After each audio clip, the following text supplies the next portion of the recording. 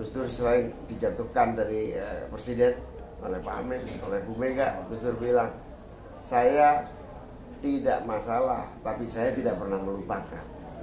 Saya tidak dendam, tetapi saya tidak pernah membuat ini sebuah catatan. Karena itu dendam tidak ada dalam kamus membangun sebuah bangsa. Kan yang dikangenin kalau Gus Dur bicara itu kan endingnya, guyonannya, jenakanya yang selalu dinantikan oleh banyak kalangan, Gus. Kalau kita melihat hari-hari ini bagaimana ceramah, tausiah, apapun itu disampaikan, ini mungkin Gus Imin juga melihat ini bisa menjadi kontroversi belakangan ini, juga mengikuti apa yang terjadi belakangan ini. Apa yang patut dicontoh dari cara-cara berceramah, cara-cara Gus Dur memberikan pesan kepada umat? Ya, sebetulnya Gus Dur bisa menghadirkan satu message, pesan, gagasan dengan amat sangat sederhana dan bahkan menggembirakan. Itu karena prinsip Gus Dur tidak pernah merendahkan dan tidak pernah merasa lebih tinggi dalam semua aspek, termasuk di dalam melakukan guyon-guyon dan cerita-cerita lucu. Sehingga istilah Gus Dur itu lelucon terbaik adalah merendahkan diri kita sendiri. Lelucon yang paling lucu adalah tidak pernah menyakiti orang lain, karena pada dasarnya merendahkan atau meremehkan diri sendiri itu adalah lelucon yang paling unggul, kata Gus Dur itu.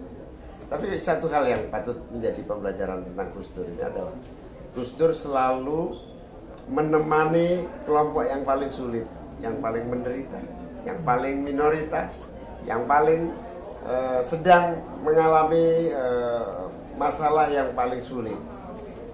Di NU sendiri ada satu keyakinan Gus Dur itu wali. Wali itu kesayangan Tuhan, kesayangan Allah, istilah wali. Tapi apa sesungguhnya setelah saya ikuti perjalanan Gus Dur, yang disebut wali atau kesayangan Tuhan itu karena Gus Dur pernah dan selalu membela orang, dan yang paling pokok adalah menyelamatkan nyawa manusia.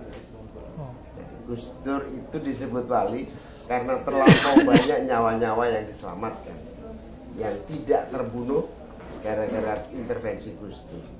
Ada satu cerita seorang yang paling preman nyaris dibunuh dan lari minta pertolongan Gus Dur dilindungi. Kata pada wilayah perlindungan kepada jiwa itu memang doktrin agama yang telah salah satu pilar agama adalah menyelamatkan nyawa, dan itu tidak main-main. Gus Dur praktekkan, dan itulah yang kemudian dia disebut wali. Luar biasa. Apa yang tidak mungkin Gus Imin lupakan dari sosok Gus Dur? Gus Dur itu ketika memiliki ide yang tidak bisa diterima kalangan pihak, kita sebagai pendamping, pengikut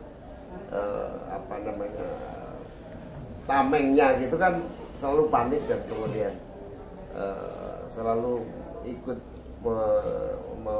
menasehati Gus Dur. Gus kok begini ya, misalnya ketika bendera Papua Gus Dur sampaikan, silakan bendera Papua dikibarkan asal di bawah merah putih.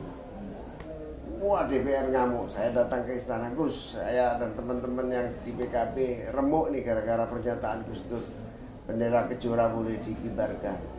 Apa jawaban Gus Dur dengan santai? Sepak bola aja pertandingan di kampung boleh mengibarkan bendera, masa bendera Kejora aja nggak boleh ya? Itu sesuatu yang serius menjadi sangat cair. Itulah kemudian Gus Dur dicintai oleh teman-teman Papua sampai hari ini. Luar biasa. Ini terakhir ya Gus ya. Kita tahu bahwa Gus Dur ini kan tidak memiliki musuh lah. Semua dirangkulnya. Bahkan ia sempat menyebutkan kalaupun ada figur yang dia musuhi adalah sosok Pak Harto. Tapi itu pun ia temani. Artinya memang dia minus permusuhan. Dan hampir semua dirangkul menjadi seorang sahabatnya begitu. Dan kok saya melihat bagaimana kemudian politik hari-hari ini kemudian yang tadi lawan bisa menjadi teman dan sebagainya. Ini sebagai satu refleksi kebangsaan, Gus. Gus Imin juga ada dalam seturu politiknya Pak Prabowo, lantas kemudian ada dalam kabinet. ceritakan kepada kami Gus, mungkin belum banyak orang yang mengetahui itu. Barangkali ada nilai-nilai dari Gus Durian yang kemudian diambil di sana, sehingga pada akhirnya Gus Imin hari ini ada dalam satu kabinet pemerintahan yang kemudian ikut mencoba untuk mewujudkan Asasita. Ya, ketika ada orang yang merasa paling benar, Gus Dur selalu mengingatkan, jangan pernah menyalahkan orang lain yang pernah salah atau yang sedang berbuat salah, karena pada dasarnya orang akan berubah menjadi lebih baik. Ya. Dalam konteks itu perbedaan pendapat atau perbedaan cara pandang, kebijakan, itu yang paling pokok adalah semua saling belajar. Dan nampaknya pemerintah hari ini, Pak Prabowo, dengan berbagai pengalaman panjang sejarah dia, mau belajar, mau mendengar, mau merangkul, tidak mau ada benturan yang tidak berarti dan tidak produktif. Lalu kemudian yang saya tangkap dari spirit Pak Prabowo kali ini adalah jalan tercepat untuk menuju kemajuan itu melalui persatuan. Persatuan itu bisa dibangun dengan memaafkan, menghargai perbedaan. Ini luar biasa sih. Saya masih ingat sih pantun Pak Prabowo untuk Gus Imin. Saya boleh sebutkan itu, Gus. 1, 2 cempaka biru, 3, 4 dalam jambangan. Kalau dapat kawan baru, kawan lama dilupa jangan. Betul ya, Gus? Dan itu kemudian yang memang harus ditularkan. Politik bisa saja pada tempatnya berseberangan, tapi pada prakteknya untuk membangun cita-cita kebangsaan, kalau memang harus berangkulan itu mesti dilakukan, Gus. Ya, betul. Jadi istilah yang paling sering disampaikan Pak Prabowo dan sama dengan Gus Dur, tidak boleh ada dendam di dalam berbuat dan berjuang untuk bangsa ini. Gus Dur selain dijatuhkan dari presiden oleh Pak Amin, oleh Bu Mega, Gus Dur bilang, saya tidak masalah, tapi saya tidak pernah melupakan. Saya tidak dendam, tetapi saya tidak pernah membuat ini sebuah catatan. Karena itu dendam tidak ada dalam kamus membangun sebuah bangsa.